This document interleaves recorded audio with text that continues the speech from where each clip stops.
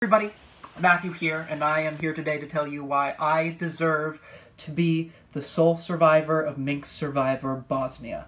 Now, before I get started, I think I should address probably what is the elephant in the room, and that is that I have told a lot of lies, and I've broken a lot of promises, and was just generally a no-good, rotten snake weasel boy who could never be trusted. And if you're the kind of person who thinks Survivor is a game about loyalty and sticking to deals, then I don't think I'm ever going to be able to win your vote, because that's just not the game that I played. The game I did play, and to immense success, in my opinion, is that I was able to align with nearly every person in the game and never be the target. Furthermore, I was able to use those alliances to control every vote. Maybe not control every vote, be very deeply involved in every vote, as I hope to explain in the speech and the questioning, as well as being able to, after the vote, and having just broken a deal, go back, reaffirm trust with every single person, and not be a target for the next week, despite the fact that I had every single week committed a very large betrayal. So the reason my game, I think, was so dominant is my ability to make alliances with every single person. On this jury, there's only two people I didn't have a very close strategic bond with. Nicole, who I blindsided on original Pommick with the Brendan vote, and then Andrew, who was supposed to vote with Pommick at the merge, but ended up betraying original Pommick and then becoming a big target. So I didn't put my eggs in either one of those baskets because I knew it would not be worth the capital, and Nicole didn't make the jury, so I didn't have the opportunity to. But everyone else I very deeply and very intimately and very strategically worked with. I worked with nearly everybody on lots and lots of votes, and I think that is the main strength of my game. From the final 8 to the final 2, I was aligned with every single person in the game. And I think that was a very, very impressive feat, especially when you consider I didn't get caught and I never got called out on it. Every single vote, I was able to step back into the shadows and rebuild those bonds and use those bonds to know what happened in every single vote and what would happen in every future vote. And that allowed me to always play one step ahead and to always vote in the majority. I think the biggest statistic about my game that is impressive is every single person I voted for went home. I voted for the person who went home every single time I went to Tribal Council. I always knew who was going, and I always voted for them. And I think that is very, very impressive. And Winston doesn't have that stat. And that's not just me knowing what's going on either. I was a very crucial member of each vote.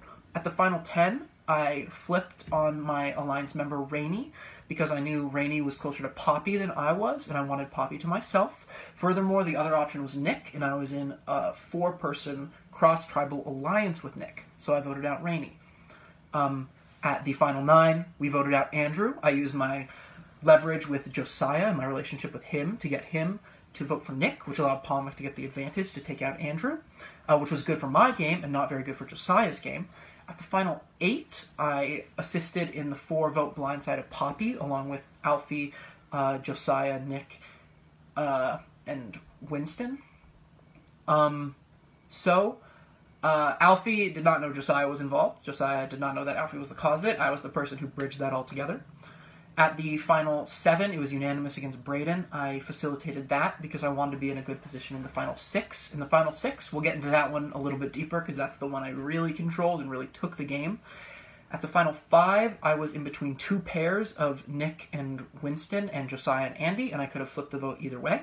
At final 4, I could have sent Josiah to fire or sent him home, and at final 3, I won the final challenge. So in every single one of those votes, I was a massive key contributor.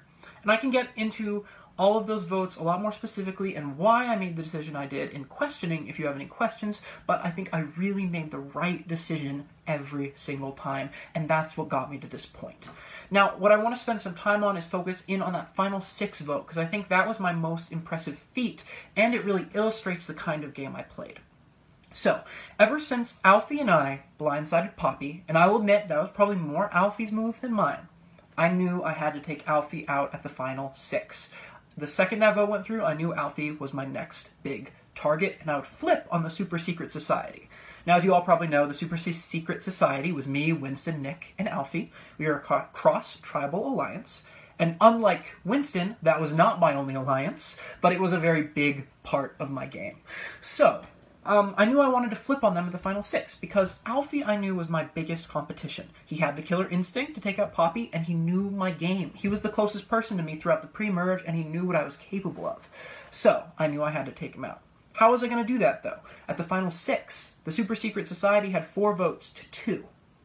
Well, I got in very close with Andy and Josiah. From the start of the swap, I was close with Josiah, and Andy, I continued to work. Every single vote, I would check back in with Andy, and we didn't vote together until the final 7. 1 vote prior. We voted against each other every single time, but every single vote, I would text Andy and say, Andy, I want to work with you. I want to have your vote. And even though we're voting separately, I think we can come together. And I think that persistence and that ability to get Andy's vote despite not being on his side prior and blindsiding him several times previously and still being able to get him and use him, I think that really shows how dominant my social and strategic game truly was.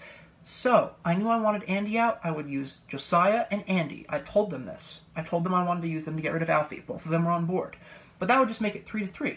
But I also had a double vote. That was the key to this whole thing. I found this double vote on the first day of the game, and I saved it until the final 6, because I knew at the end game is when it would be the most valuable. So, I knew I'd be flipping... Excuse me. I knew I'd be flipping on the Super Secret Society, and I didn't want to make Nick and Winston jealous or upset, because I knew I probably had a better chance to beat them in challenges than I did Josiah and Andy, and I wanted them in the end game, which I was able to achieve. So, I decided... Well, I didn't decide. Alfie figured out that I was controlling the game.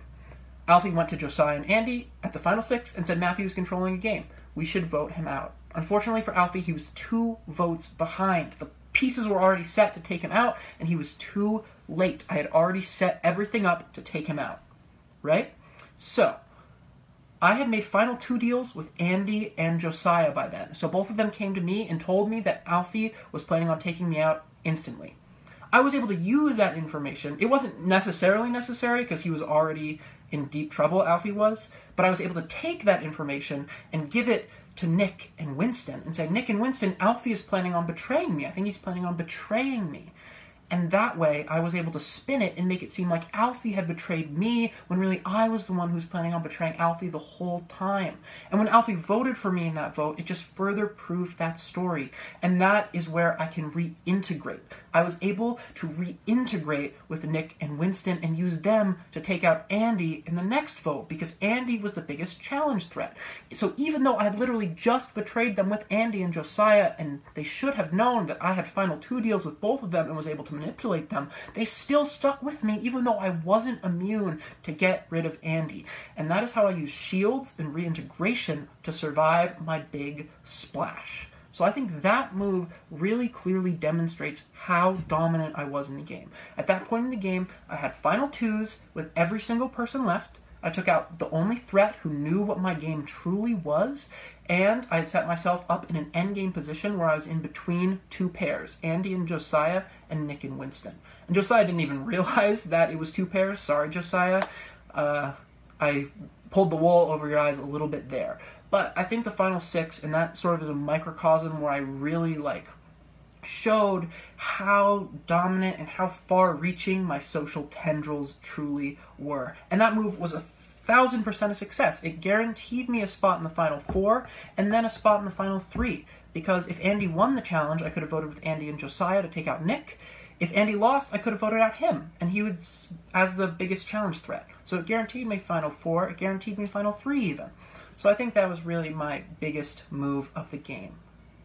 Now, I want to talk about Winston for a little bit and my relationship with Winston and how I was superior to Winston in this game and why I deserve to be the winner over Winston.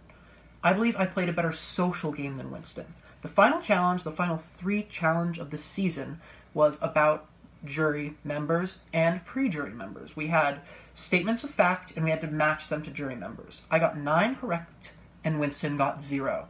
I think that proves that I really put a lot more effort into building bonds and getting to know people than Winston did. He couldn't even get a single question right on that test, which I think shows you that he was not as invested in creating social bonds as I was. Secondly, I think I played a better strategic game than Winston. As I touched on before, I voted with the majority every single time. Winston did not vote to evict Andrew. I've been watching Big Brother. He did not vote to eliminate Andrew, and he did not vote to eliminate Alfie. Those were 2 times I pulled the wool over his eyes and weakened his position in the game to improve mine. Winston might bring up the fact that he has not received any votes for elimination. To that I respond, is that because he was a mastermind, or more because he never competed in any challenges and we knew that we could eliminate him at any time? I personally think it's more of the latter. I think he was not really a threat, and that's why he didn't get votes. The only 2 votes I received were at the final 7, when I told Brayden to vote for me to cover my tracks. I knew Brayden trusted me the most out of anyone, and I told Brayden the lie that Josiah told me that it was either him or me. And I told him we should vote for each other. So that's why I got my first vote, and the second vote was Alfie. Again, the only person who caught on to me, but by the time he voted for me, it was already far too late.